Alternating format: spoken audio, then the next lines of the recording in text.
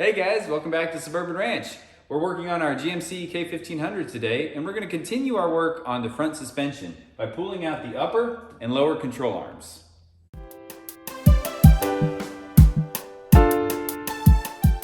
So since we plan on removing the lower control arms, the first couple of things you want to remove are the torsion bars and the sway bar end links. And we have two separate videos that show how to go about that process, and we'll link those below in the description. Next step, we'll remove the CV axle. So there is a 36 millimeter nut here at the end. So we'll go ahead and spin that off.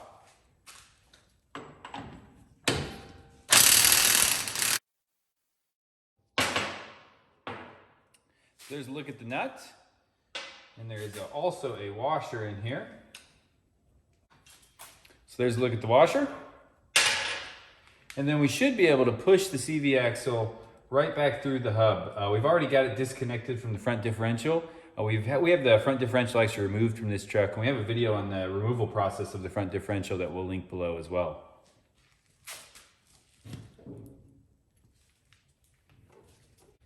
All right, so we can't quite get the CV axle out. The boot is actually hitting the lower control arm, and I think it's really just because of the angle the suspension's at. It's all drooped down. So I've placed the jack here under the lower control arm. We'll raise that lower control arm up, and that should allow the CV axle to slide straight out.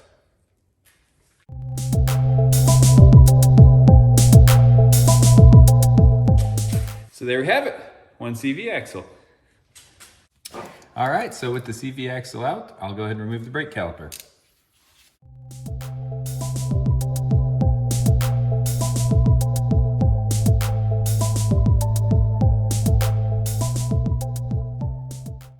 There we go. And I'm just going to use a piece of wire to hang it up. With the brake caliper off, we can now pull the brake rotor. And we now have access through these three holes to the bolts that hold the hub on. So we can feed a socket through those bolt holes, or through those holes.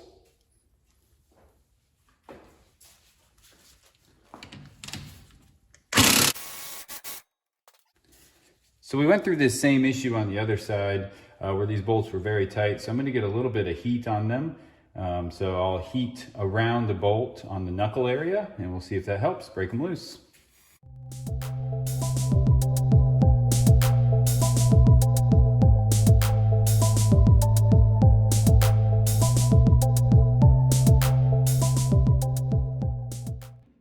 Try it with the breaker bar as well.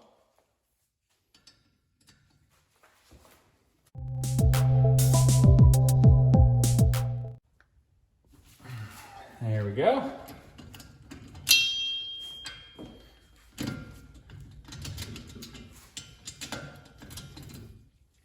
Got that side to break loose.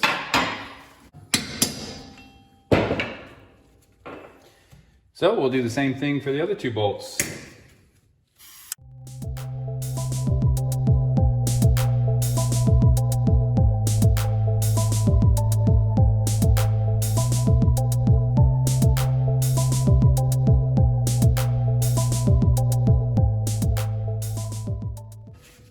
Go ahead and spin them all out.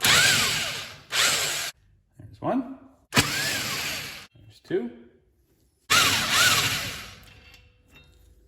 And there's three. So with those three bolts out, the hub should just pull straight out.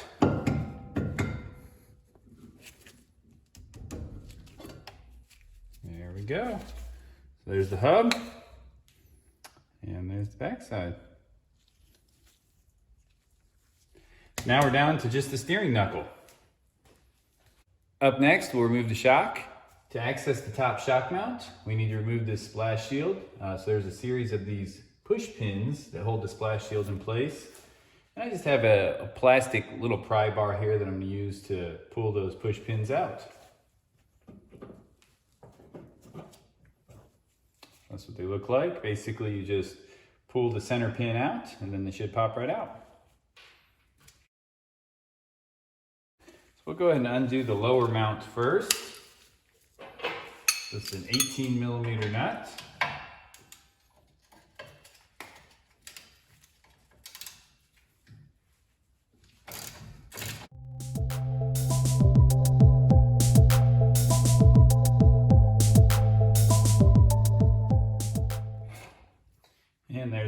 top bolt. It is a little bit longer than the bottom bolt. So with both bolts out, we should be able to pull the shock. And there we go. Up next, we're going to split this lower ball joint. So we'll start by pulling this cotter key out. We'll loosen this castle nut, and then we'll split the ball joint.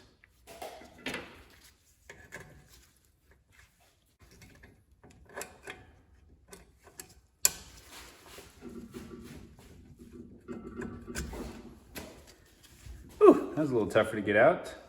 So there's a look at that cotter key. We'll loosen up this lower castle nut here. That's a 27 millimeter.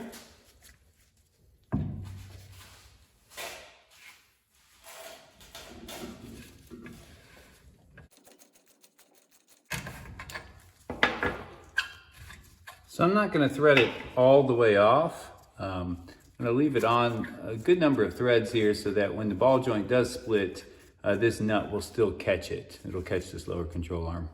So to split the ball joint, we're going to use a pickle fork. I've put a little bit of grease on it to hopefully help it slide through a little bit. That's probably just a little bit of superstition, to be honest.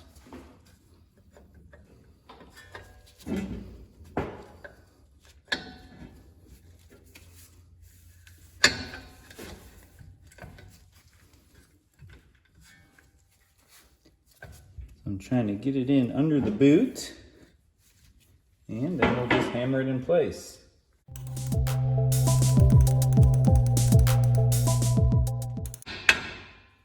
Sometimes it's worth just hitting the steering knuckle when you have pressure on it, and it can pop sometimes.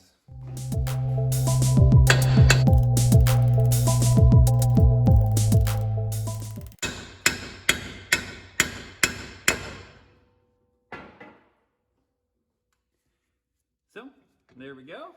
Lower ball joint split.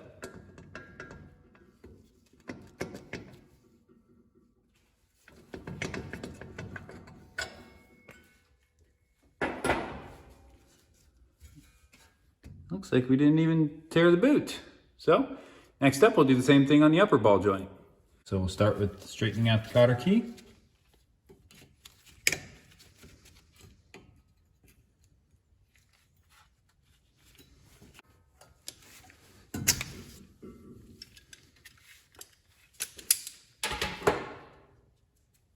There we go, one cotter key.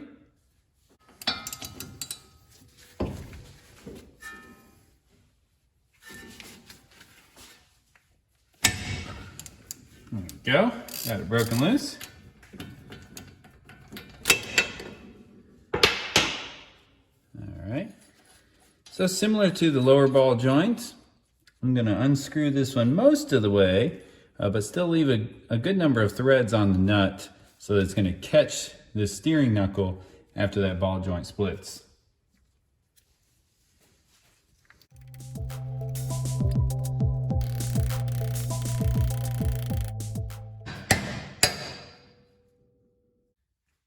So there we have it. Upper ball joint split. Now that we have the ball joint split, we'll remove the control arms, starting with the upper. This is a 21 millimeter nut.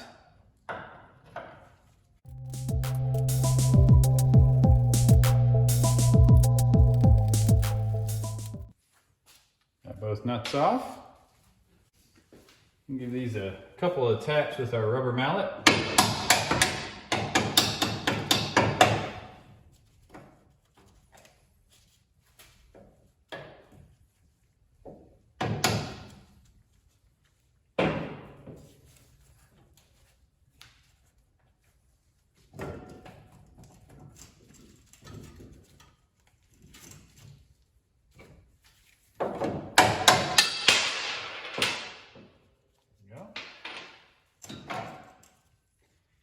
This is an eccentric bolt. So you've got these two eccentric washers and a flat on the bolt. So that allows the person doing the alignment to actually rotate the head of the bolt and change the position of these control arms, which in turn will set your camber. so we've got both bolts out of the upper control arm. We'll take this castle nut off of the ball joint.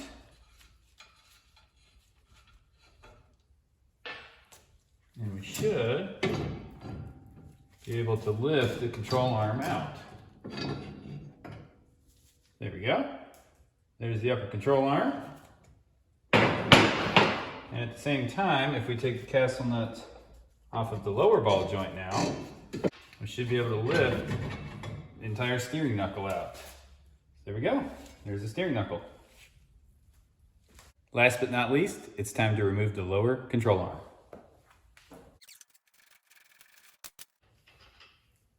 So we've got both a washer and a nut. We'll go ahead and take the other nut off as well.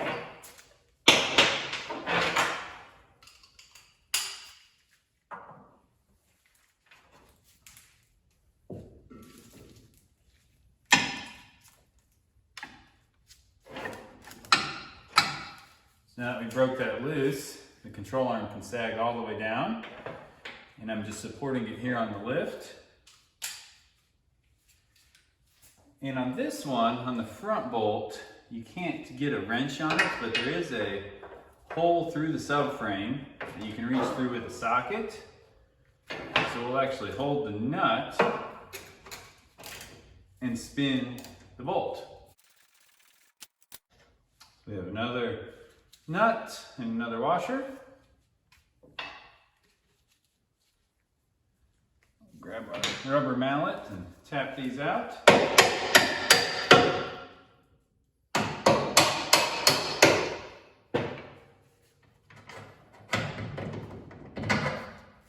There's one of the bolts.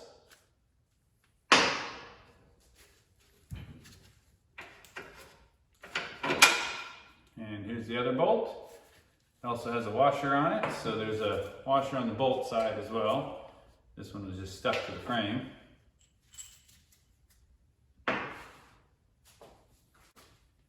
So with both bolts out, we should be able to lift the lower control arm out. And there we have it. All right, guys, thanks for watching. In the next video, we're going to move on to removing those lower ball joints, which are actually riveted in place, and they can be quite a bear to get out. After that, we'll move on to reassembling the front end. As always, if you did enjoy this content, please do subscribe.